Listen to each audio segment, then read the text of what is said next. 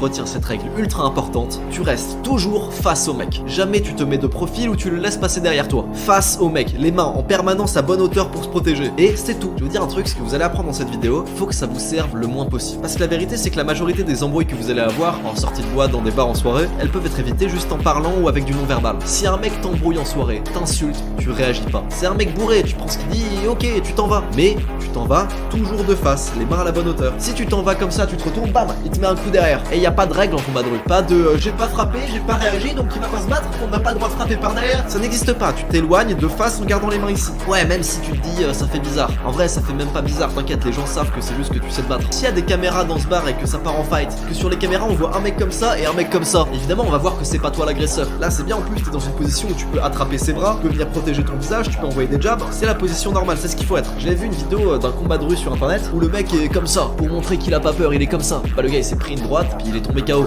Reste comme ça, pas les mains dans les poches, tu t'en vas, tu t'excuses, tu prends pas le fight. Si malgré tout le gars te suit, tu lui dis surtout t'approches pas, je cherche pas à me battre. Tu dis ça pour les caméras, tu gueules pour les gens autour, pour qu'on sache que c'est pas toi l'agresseur, qu'on comprenne bien que c'est lui qui t'agresse. Tu mets une distance de sécurité, et s'il la brise, tu lui fonces dessus, direct. Tu dois pas le laisser être le premier à frapper. Celui qui gagne un combat de rue, c'est celui qui a l'opportunité de frapper en premier. Tu peux pas juste être en mode passif. De pas oser rien faire car le mec a pas encore balancé quoi que ce soit. Ah non, tu vas pas attendre qu'il t'en envoie un pour répondre. Tu lui dis que tu veux pas te battre, tu lui dis de rester à distance. S'il brise la distance, c'est qu'il considère que vous vous bagarrez. Donc là, bah tu lui fonces dessus en premier, tu lui attrapes la taille, tu lui mords l'épaule, tu lui chopes les couilles, tu tires. Là, tu lui marabes ses côtes. C'est violent, c'est rapide, c'est pas réfléchi. Y a pas de si son coude fait un angle de 30 degrés, tu prends sa main, tu la mets sur ton épaule, tu tombes sur toi-même, tu réussis 3 fois la charada et tu sautes. Non, tout ça c'est des conseils de merde. Je parle de tout ça dans mes vraies vidéos.